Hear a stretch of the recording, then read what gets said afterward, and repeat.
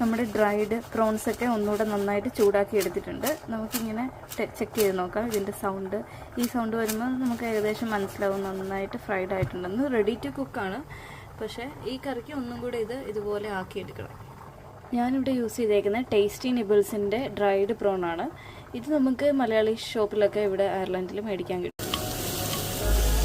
ഞാനിവിടെ എടുത്തേക്കുന്നത് ഒരു കഷ്ണം തക്കാളി, നന്നായിട്ട് പഴുത്ത തക്കാളി, പിന്നെ ഒരു 3-4 കഷ്ണം മുരിങ്ങക്കോല്, കുറച്ച് സവോള ചെറുതായിട്ട് ഇതുപോലെ അരിഞ്ഞത്, ഇതെല്ലാം കൂടെ നമ്മൾ 2 പച്ചമുളകും കീറിയിട്ടുണ്ട്. ഇതെല്ലാം കൂടെ നമ്മൾ ഇതുപോലെ കുറച്ച് വെള്ളം ഒഴിച്ചിട്ട് ആവി കയറ്റാൻ വെക്കും. ഇനി നമുക്ക് അരപ്പിന് ആവശ്യമായിട്ടുള്ള എന്തൊക്കെയാണെന്ന് നോക്കാം. അതിനായിട്ട് ഞാനിവിടെ എടുത്തേക്കുന്നത് ഡെസിക്കേറ്റഡ് കോക്കനട്ടാണ്. ഞാനിവിടെ ഒരുവിധം എല്ലാ കറിക്കും അത് തന്നെയാണ് യൂസ് ചെയ്യുന്നത്. അതിൻ്റെ കൂടെ നമ്മൾ ആഡ് ചെയ്തേക്കുന്നത് കുറച്ച് പച്ചമുളക്, കുറച്ച് മുളക് പൊടി, കുറച്ച് മഞ്ഞൾപ്പൊടി, ഇഞ്ചി, വെളുത്തുള്ളി. ഇത്രയും നല്ല ഫൈനായിട്ട് അരച്ചെടുക്കണം.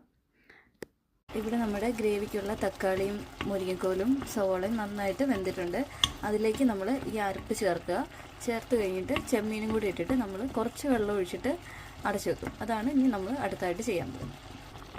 അങ്ങനെ നമ്മുടെ അരപ്പ് ഞാൻ ഇതിലേക്ക് ചേർത്തിട്ടുണ്ട്. ഈ ഒരു കൺസിസ്റ്റൻസിയിൽ ആയിട്ട് നമ്മൾ ഇനി ഇതിലേക്ക് പ്രോൺസ് ഇടാൻ പോവുകയാണ്.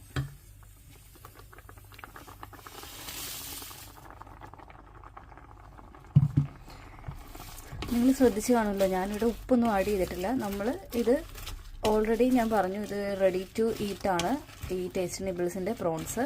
നമ്മളിതിലേക്ക് അരപ്പും ചേർത്ത് പ്രോൺസും നന്നായിട്ട് ഇളക്കി അടച്ചു വെച്ച് വെള്ളം ഒഴിച്ച് അടച്ചു വെച്ച് ഫൈനലായിട്ട് നമ്മൾ ഇതിൻ്റെ ഉപ്പ് നോക്കിയിട്ടാണ്, ഇതിനും ഓൾറെഡി ഉപ്പും ഒക്കെയുള്ള ഒന്നുള്ള ഏറ്റവും ലാസ്റ്റ് ഉപ്പ് നോക്കിയിട്ടാണ് നമ്മൾ ഇടേണ്ടത്.